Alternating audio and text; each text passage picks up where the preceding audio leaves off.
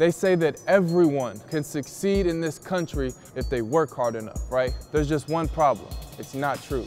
Research suggests that you are now more likely to inherit wealth or poverty from your parents than their height or their weight, and it's getting worse. Yet, Americans still believe they live in a land where everyone is equally rewarded based upon their skill and their intelligence. Why is there this disconnect between what America wants to be and what it actually is?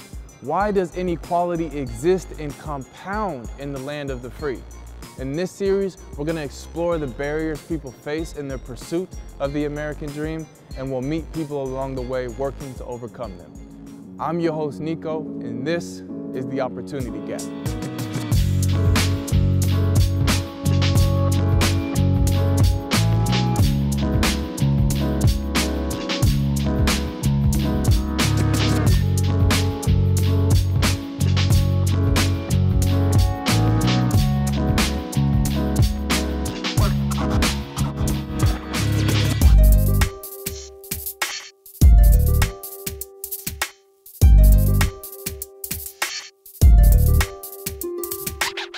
Separate but equal.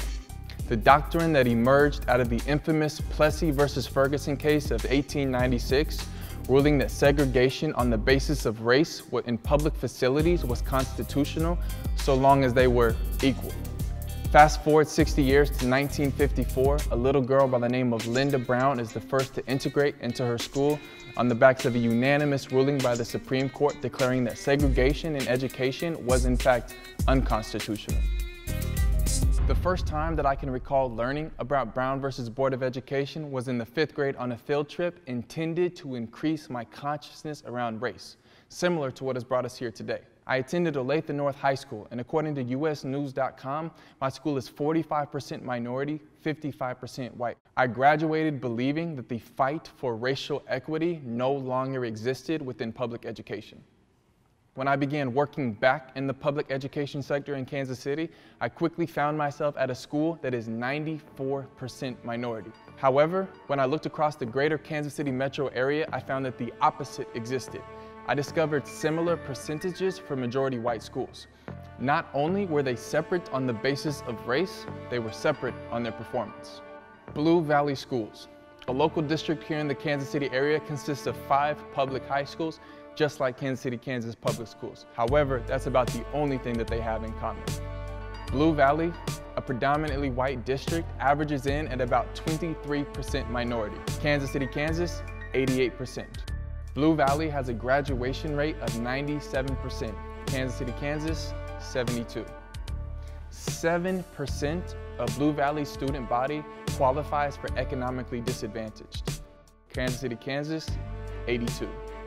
Blue Valley hosts a reading proficiency of 52% and a math proficiency of 53%. Kansas City, Kansas, 3% and 1% respectively. This morning, we're at the Nelson Atkins Museum of Art here in Kansas City.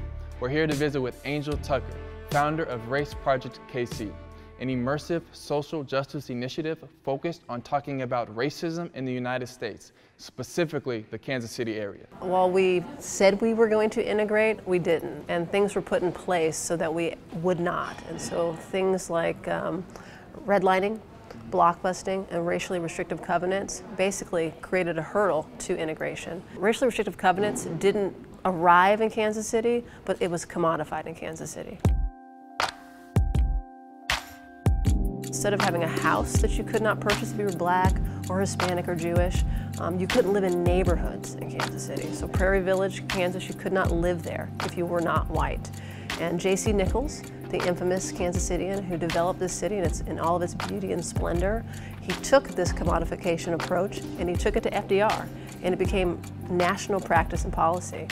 People of color were intentionally left out of certain neighborhoods. And so what is a neighborhood made up of? Church, school, right? And so our schools did not integrate. And those of which tried to integrate, students of color were only able to connect with one another. So what are the effects that play out today, specifically as it relates to race relations, given the fact that our schools are still segregated on the basis of race? I think what you find is students become adults and they live in bubbles and they don't know people who are different than them, think differently, look differently. And so because of the fact that we don't know this information, this historical framework, we don't understand that we're siloing ourselves, and not because more than just because we are, but because someone created a system so that we would stay within our silos. Which is why we do Race Project. We want to bring students together from different areas to reveal, here are your demographic differences, here's why they're the way they are. Now together, how can you talk about these issues and be sure that you're connected? It's not just a majority of my hometown districts that are segregated on the basis of race. It's across the nation. EdBuild.com examined the 13,000 public districts in the United States and found that 7,600 of them are predominantly white and 1,200 of them are predominantly students of color. That's 68% of our public schools still separate on the basis of race. So where do we go from here? And what does closing the opportunity gap look like, not just for underperforming schools, but for the education system as a whole? Zach, hey, how you doing, man? Thanks so much for letting us come by. This is the Kaufman School, a local charter school here in Kansas City, Missouri. We're here for one of Teach for America Kansas City's annual meetings.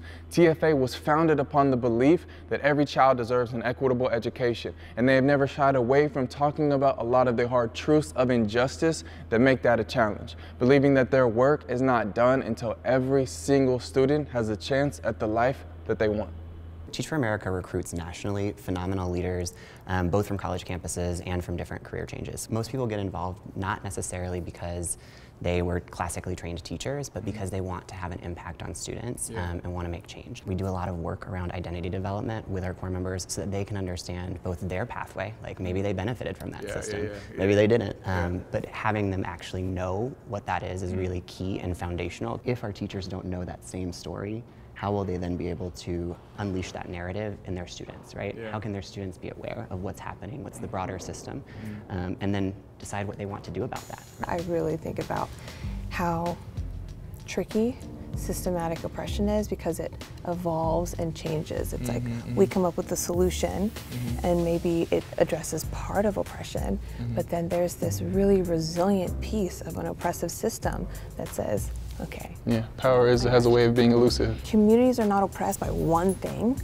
They are oppressed by a very intertwined and multi-layered system. We come in and say, like, look, there's this opportunity gap. We believe all children can succeed to the highest levels, and it's like something is happening in the system that is preventing them. So our people come to us saying, like, this is a social justice issue, a civil rights issue of our time. Education is often a tool by which to either enable or limit people's access to power. Education, has been referred to as the great equalizer, right? This thing that can transform society. It can also be this thing that has reproduced systemic inequities and continues to keep people in the lanes that they were designed to be in. A colleague of mine describes this as kind of giving kids the language of power, teaching them about how this stuff works, teaching them about the obstacles and barriers that they may encounter, but without knowing how to speak the language of power, they're never going to be able to speak truth to power. As we wrestle with this puzzle of inequity in the United States, education is still as front and center today as it was in 1954. The data shows that students who come from low socioeconomic backgrounds are climbing bigger mountains in their pursuit of the American dream. So what steps do we take from here?